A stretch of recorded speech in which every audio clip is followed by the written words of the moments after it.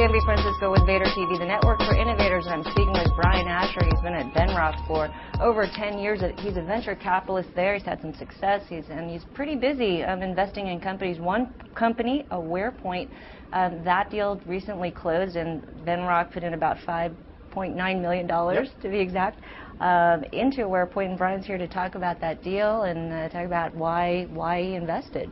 Sure. Thanks for joining us, Brian, and let's talk about AwarePoint. Happy to be here. Yeah, these are tough economic times, and so closing a deal, why would you do it? What AwarePoint does is real-time asset tracking within hospitals, so helping the clinical staff to find infusion pumps or other expensive equipment that they need to treat patients.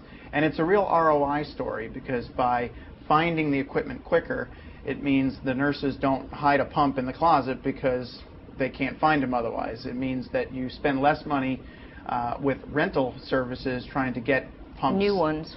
Yes. Or, okay. So what, are they tagged? I mean, how do you find these? This is an RFID solution where the tag has a little battery, and using a technology called Zigbee, these sensors create it's like indoor GPS. These sensors pick up the location of the tags. And there's a lot of companies who do this. So we chose AwarePoint specifically because their technology and business model makes it super easy for a hospital to buy. The business model is per asset per month, period. That's it. There's no upfront cost. You don't have to buy the equipment. And installing the network is a matter of days, not weeks or months.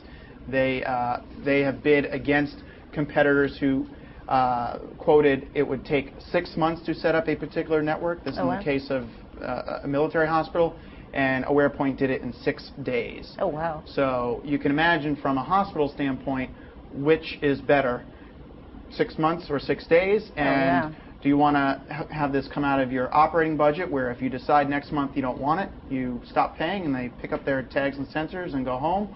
Or something where you have to screw access points into the ceiling? Have the hospitals shown some savings? I guess I assume that they're already in the market. They see real savings after the first month. And what's the market opportunity for this AwarePoint? There are 5,000 hospitals in the U.S. alone, and this could easily be international. Wow. And that doesn't include long-term care and other facilities that have the same type of equipment. Okay, let's switch to ShopFlick. This is an interesting company that you also invested in 2008. How much did you invest in, and what was the thesis behind investment thesis behind investing in that company? Yeah, I think we've invested $3 million with a partner. This company is basically like QVC meets YouTube, so it's video-enabled selling on the internet, and we're building a destination brand here. So this is going to be targeting young women who are interested in independent brands, designers, and boutiques. And video is used to really tell the story. What makes this designer unique? What's the story behind their products? How are they made? What do they go well with?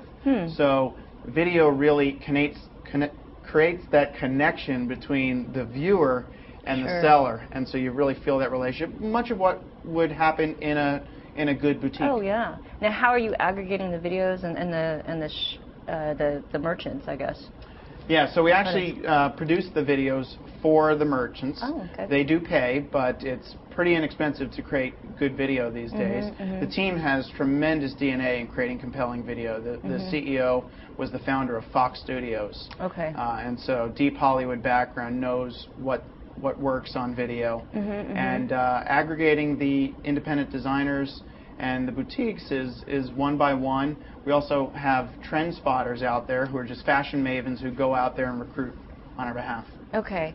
And Martini Media Network, and I'm sorry, back to that company, ShopFlick, though. So this is not just churning out videos. You're actually trying to be a destination for these merchants and create sort of a video to sell. And is there an eBay component potential here, partnership, or QVC partnership, since they want to be a QVC? Is there any?